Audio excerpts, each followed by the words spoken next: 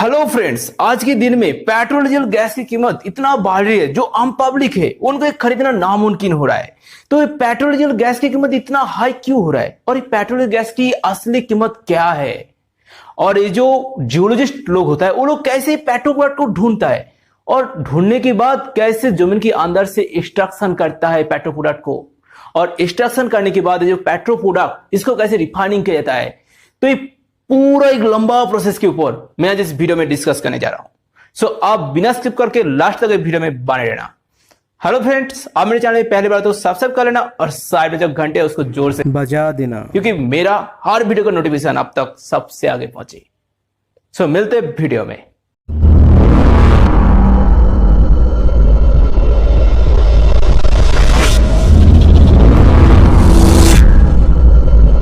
सो ये crude oil क्या है यानी कच्चा तेल क्या है और ये कैसे फॉर्मेशन होता है। तो ये crude oil hydrogen, hydrocarbon and carbon atom की एक मिक्सचर जो ब्लैक कलर की लिक्विड फॉर्म में रहता है जिसको क्रूड ऑयल कहता है। पिक्चर में दिखा रहे हो इसको क्रूड ऑयल यानी कच्चा तेल कहता है। और ये कैसे फॉर्मेशन होता है, सालों भर पहले, मिलियन ऑफ ईयर्स पहले अर्थ में जब एस्ट्रोनॉट गिरा था उसके वजह से डायनासोर के साथ साथ और भी जीव जंतु, पेड़ अर्थ की मिट्टी के नीचे दब चुका था और दबाव की वजह से और अर्थ के सेंटर की हीटिंग की वजह से ये जो जीव जंतु, पेड़ वो बैक्टीरिया से डिकम्पोस्ट होके एक ब्लैक कलर के लिक्विड फॉर्म में आ जाता है, कच्चा तेल कहता है।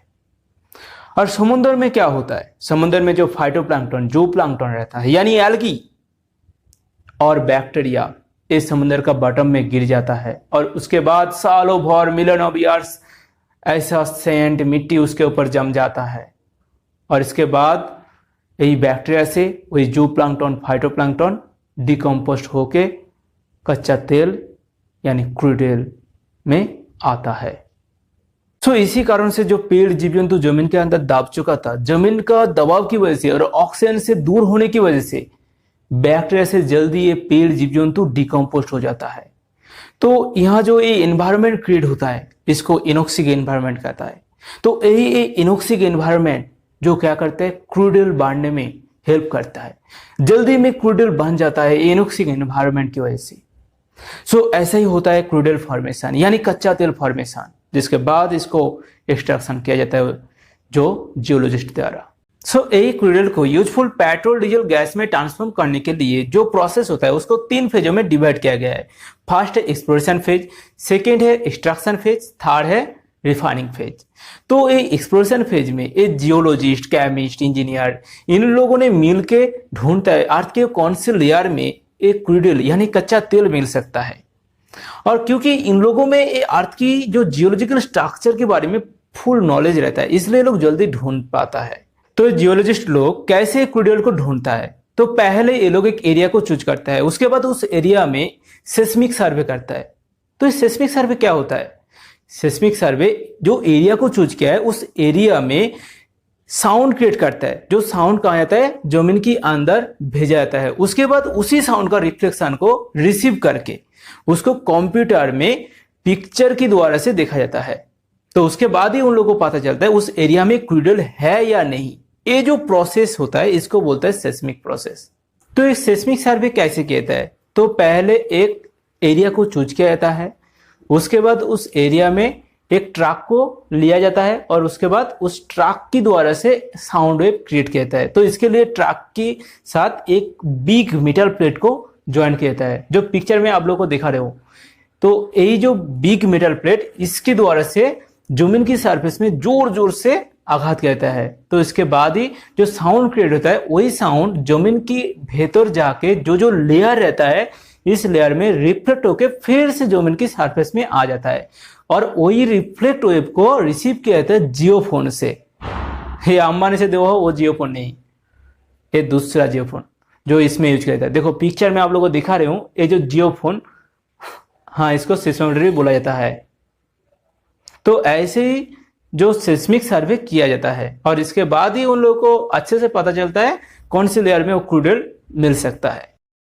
तो ये सिस्मोमीटर सेस्मिक एनर्जी को इलेक्ट्रिकल एनर्जी में कन्वर्ट करके उसके बाद इलेक्ट्रिकल केबल के द्वारा से वेन में जो इलेक्ट्रिकल इक्विपमेंट रहता है उसमें भेजता है।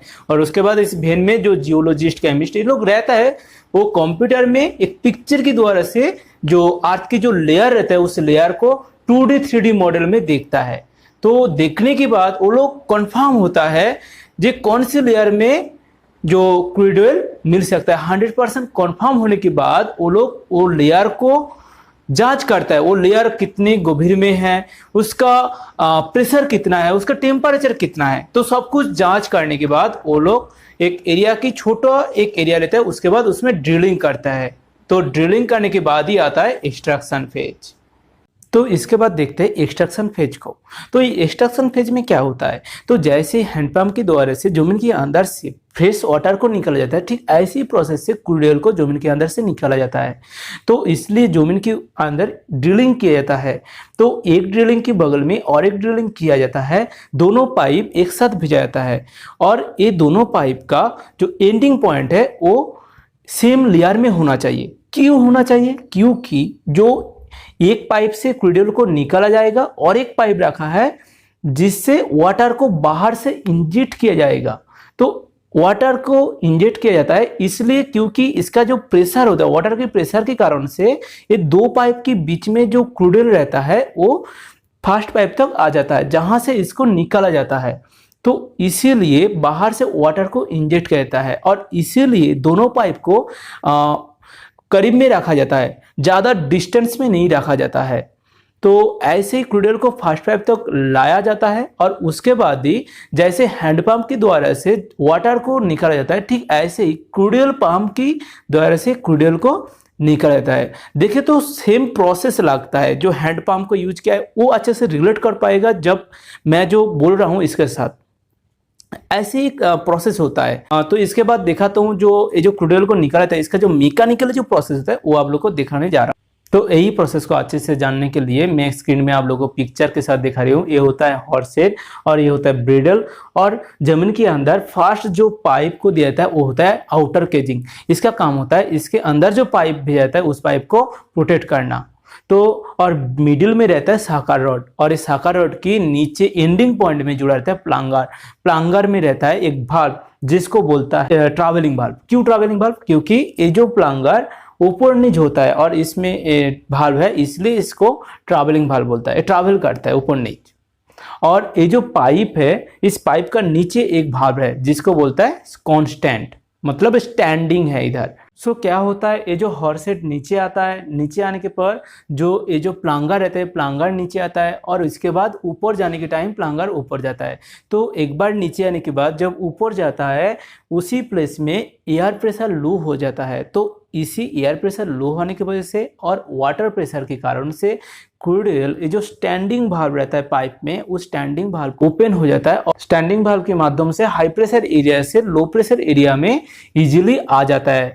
और ये स्टैंडिंग भाल्व का वजह से ये बैक फ्लो नहीं होता है। तो इसीलिए जो क्रूड ऑयल ये पाइप में ऑलरेडी आ जाता है। तो इसके बाद हॉर्सहेड जब फिर से नीचे आता है, प्लांगर फिर से नीचे आता है और प्लांगर में जो ट्रैवलिंग भाल्व रहता है वो ओपन हो जाता है।